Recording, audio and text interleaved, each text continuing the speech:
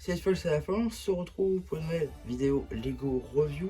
Aujourd'hui du set 70 336 dans la gamme Nexonite Ultime Alex. Donc c'est un petit peu l'équivalent des toupies pour la gamme Ninjago si vous voulez, puisque c'est tout simplement une sorte de gimmick pour la gamme Nexonite qui est éteinte aujourd'hui, donc qui n'a plus du tout de set. Néanmoins une gamme assez cool je trouve, je trouve dommage simplement qu'elle a été annulée.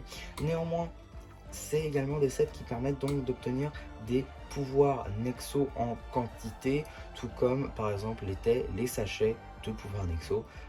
Voilà, en tout cas on va tout de suite en faire la review et on commence direct avec la mini figurine. Ici vous avez la figurine d'Alex Ultime qui est une figurine exclusive à ce set, étant donné que ce genre de set en fait l'intérêt principal est surtout de choper des Nexo pouvoirs ainsi que des figurines exclusives de nos chevaliers préférés.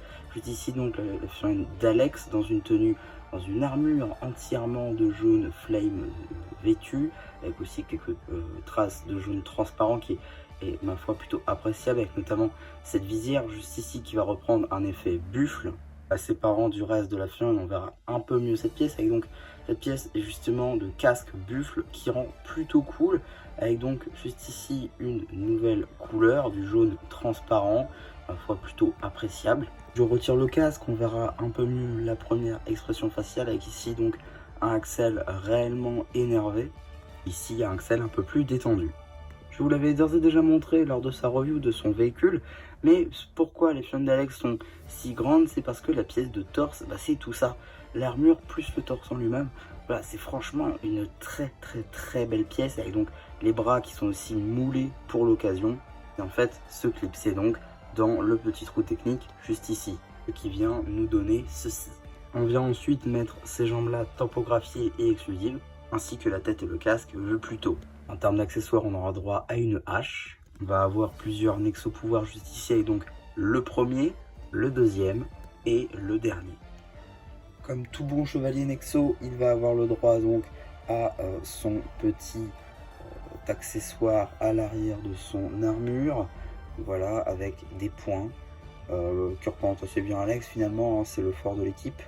Donc voilà, franchement de très belles pièces juste ici qui sont utilisées. Voilà, en plus ça apparaît dans la série, donc c'est parfait. Franchement, on a une très belle réalisation et surtout une figurine d'envergure, d'autant plus pour Alex. À part la mini figurine, il n'y a pas grand chose à dire, sinon c'est juste un support pour sa mini figurine avec ici un pouvoir Nexo et l'arme qui va avec de chaque côté. Du coup on a un deuxième pouvoir Nexo ici ainsi que l'arme qui va avec, donc à la limite on peut tester avec la figurine.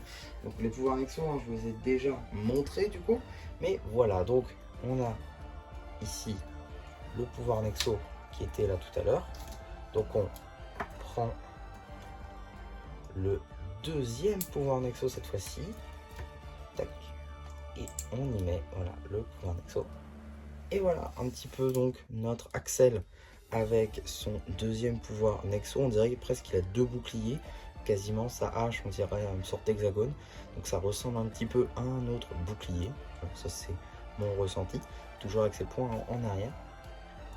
Si je retire du coup cette arme et que je prends le deuxième, cette fois-ci on aura quelque chose de beaucoup plus fin. Tac. Et voilà, une sorte d'aimant, une lance aimant, voilà. Un pouvoir comme un autre, hein. Mais voilà, en tout cas donc pour les différents pouvoirs Nexo, bon, généralement je crois qu'ils sont exclusifs, hein, ces pouvoirs Nexo, donc c'est votre seule et unique chance de pouvoir les obtenir.